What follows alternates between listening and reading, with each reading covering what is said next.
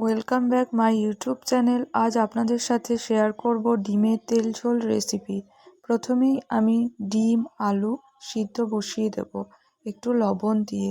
লবণ না দিলে ভালোভাবে সিদ্ধ হবে না আর ডিমটি ফেটে যেতেও পারে। তাই বন্ধুরা যখনই ডিম আলু সিদ্ধ করবেন অবশ্যই লবণ দিয়ে সিদ্ধ বসাবেন। এদিকে আমি পেঁয়াজ, রসুন, টমেটো আর লঙ্কা কেটে রেখেছি। তারপর আমি কড়াইয়ে তেল দিয়ে দিয়েছি পরিমাণ মতো। গরম হতে দিয়ে আমি এর মধ্যে দিয়ে দেব গোটা গরম মশলা। গোটা গরম মশলা আমি ফোড়ন হিসাবে ব্যবহার করেছি। এরপর আমি এটি ভাজা হওয়ার পর আমি ওর মধ্যে দিয়ে দেব গোটা জিরে। গোটা জিরেটা সামান্য মতো ভাজা হওয়ার পর আমি ওর মধ্যে দিয়ে দেব গ্রেট করে রাখা রসুন। রসুনটি একটু লাল লাল করে ভাজা হওয়ার পর আমি ওর মধ্যে দিয়ে দেবো কুচি করে রাখা পেঁয়াজ। পেঁয়াজ আমি লাল লাল করে একটু ভাজা হয়ে যাওয়ার পরই আমি ওর মধ্যে অ্যাড করব কুচিয়ে রাখা টমেটো।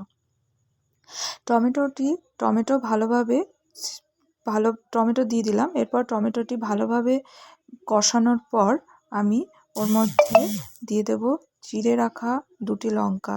আমি বেশি ঝাল পছন্দ করি না, তাই আমি দুটি লঙ্কাই দিয়েছি, আপনারা চাইলে বেশিও দিতে পারেন।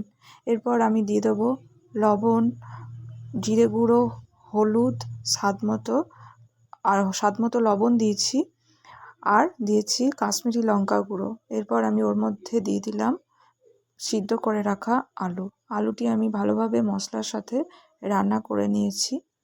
এরপর আমি ওর মধ্যে দিয়ে দেব সিদ্ধ করে রাখা ডিমটি সিদ্ধ হয়ে যাওয়ার পর আমি গাগুলিকে চিড়ে নিয়েছি যাতে মশলাটি ভালোভাবে ডিমের মধ্যে ঢোকে। চিড়ে নিলে ভালোভাবে মশলা ঢোকে, তাই আমি চিড়ে নিই। আপনারাও বন্ধু এটাই করবেন। এরপর ভালোভাবে রান্না করার পর তেল ছেড়ে গেছে। এরপর আমি অ্যাড করেছি গরম জল। আমি রান্নাতে স্বভাবত গরম জলই ব্যবহার করি তেল ঝোল রান্নাতে, কারণ স্বাদ ভালো আসে। এরপর দেখুন বন্ধুরা আমার ঝোল ভালোভাবে ফুটে গেছে। এরপর আমি ঢাকা দিয়ে দেব। কিছুক্ষণ পরই ঢাকা দেওয়ার পর আমার ডিমের তেল ঝোল রেসিপি পুরো রেডি। তো বন্ধুরা রান্নাটি ভালো লেগে থাকলে অবশ্যই লাইক কমেন্ট শেয়ার করতে ভুলবেন না।